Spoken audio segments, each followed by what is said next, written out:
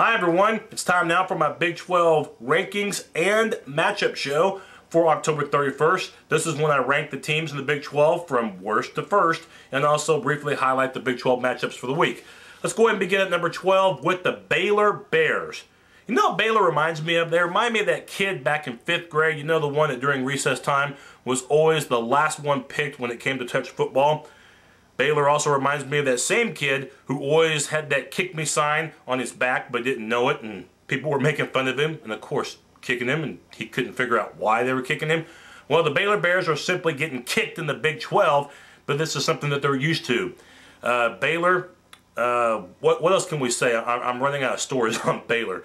At number 11, the Colorado Buffaloes, and this is a team that this season is used to losing. Now 5 losses for the Buffaloes, 2 more, and they will not be bowl eligible, and it'll probably be the final straw for Dan Hawkins.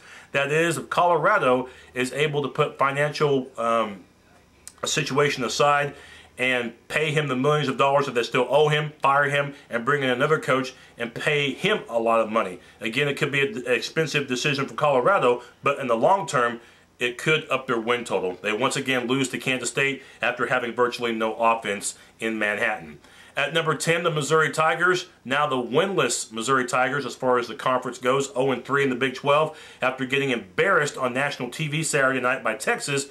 And unless you were a diehard Texas Longhorn fan, during the second half you were ready to grab the remote control, change the channel, and watch Nick at Night. Because Missouri, they're looking terrible in conference play after looking good in September. Missouri 0-3 in the Big 12, and the road could get worse for Mizzou. At number 9, Nebraska, who looked pathetic against Iowa State. 8 turnovers against the Cyclones, including 5 turnovers inside the Cyclone 5. You darn right you're going to take a nasty plunge and drop in my poll if you turn the ball over 8 times in the game and you lose to a team that you've never lost to at home in over 30 years. Way to go, Nebraska. You were a proud national power, and now you're just like any other program out there. You win here, you win there, but then you lose games that you should win. Pathetic, Nebraska.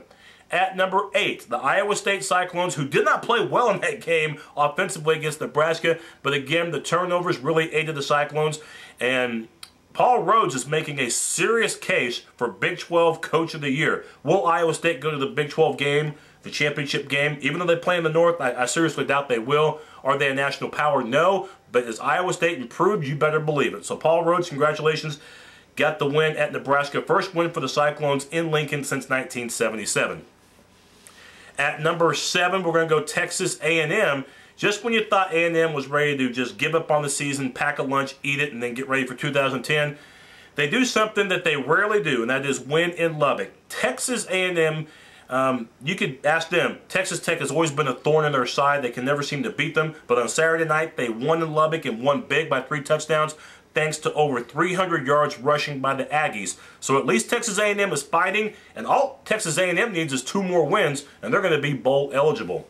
At number 6, the Kansas Jayhawks, and these last 2 weeks have been a nightmare for the Jayhawks. First they lose at Colorado, and then they get torched at home by Oklahoma. And get this, Kansas still has games at Texas Tech, at Texas. Those are going to be losses. Plus, they still play Nebraska against a pretty good defense, and they still have to play at Kansas State. And that suddenly looks like a game where the Jayhawks are going to be an underdog, and then you close out against Missouri. So Kansas, they're going to be fighting tooth and nail just to try to get bowl eligible. I know they need only 1 more win to get to a bowl game, but that 1 win, where's it going to come from? Against Missouri? Against Kansas State? I don't know where that win's going to come from, because Kansas, I think the schedule gets tougher for them, and they're going to find out how much tougher after playing a pretty easy schedule in September. At number 5, Kansas State. The Wildcats, they continue to move up in my poll. And right now I think they're the best team in the North, which isn't exactly saying a whole lot, but hey, it says at least something. Even if they lose at Oklahoma this Saturday, I still believe that the Wildcats are going to have a schedule to where they could win the North Division and be playing the Big 12 South champion come December. Yeah, hard to believe. We thought this was going to be just another year for Kansas State. Wrong. At number 4, the Texas Tech Red Raiders, who I still believe are one of the most talented teams in the league. But what exactly was that against Texas Tech? We have to play this clip for you, okay? I want you to listen to what Mike Leach had to say after his team lost to A&M.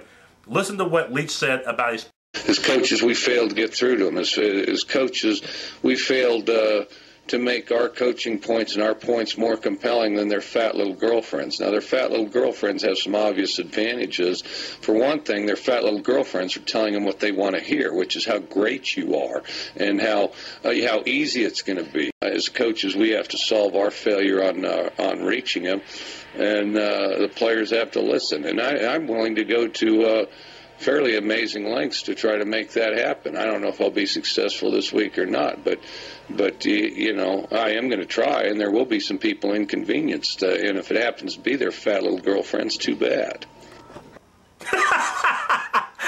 You gotta love Mike Leach, okay? If anything, he's great material for after a game.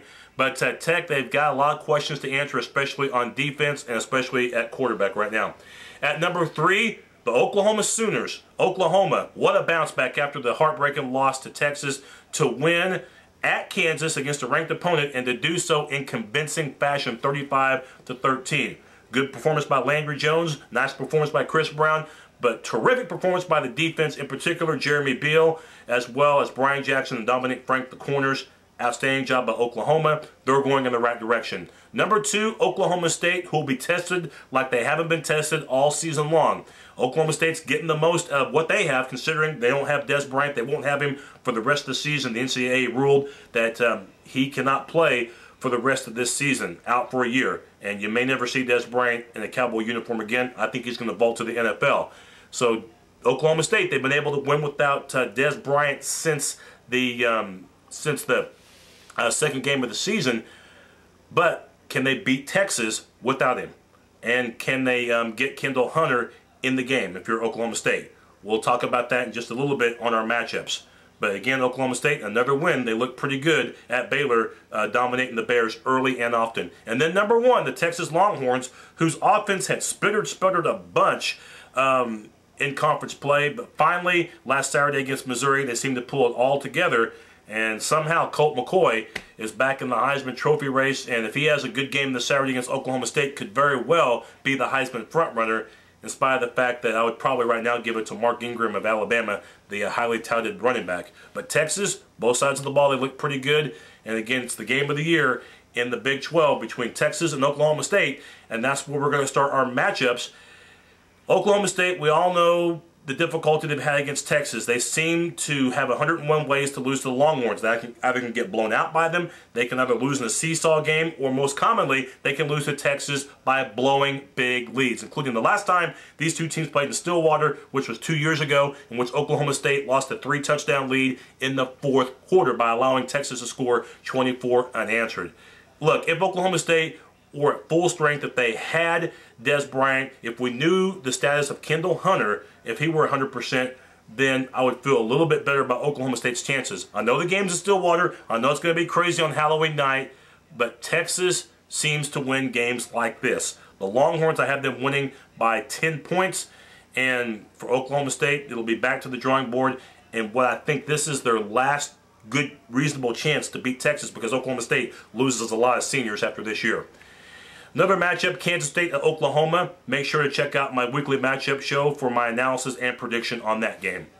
Now moving on to the other matchups, Nebraska at Baylor. They're playing each other. Why? This is going to be one of those games. Yeah, Nebraska looked bad last week. Baylor looked worse against Oklahoma State. I guess bad's better than worse, so I go with Nebraska on the road against the Baylor Bears. And then the Missouri at Colorado. This is another pathetic matchup. What's with these bad matchups all of a sudden? Missouri winless in the Big 12 at a bad Colorado team. Colorado seems to play better at home this season than on the road, as do most teams. The high altitude should help Colorado, and Missouri, their confidence after losing 3 in a row just has to be completely shot in the toilet. I'll look for Colorado by a touchdown to beat Missouri. And then we look at another matchup, Kansas at Texas Tech. And the Red Raiders at home, well, we thought that it was a sure win to beat A&M. But as we found out, it wasn't, as the Aggies went into Lubbock and absolutely ran roughshod all over Texas Tech. For Kansas, of course, we talked about how the schedule is going to get tougher.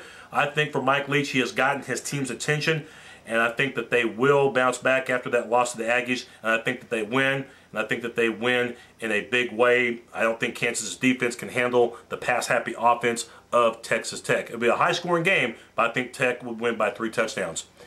And we look at one more matchup, and that's Iowa State at Texas A&M.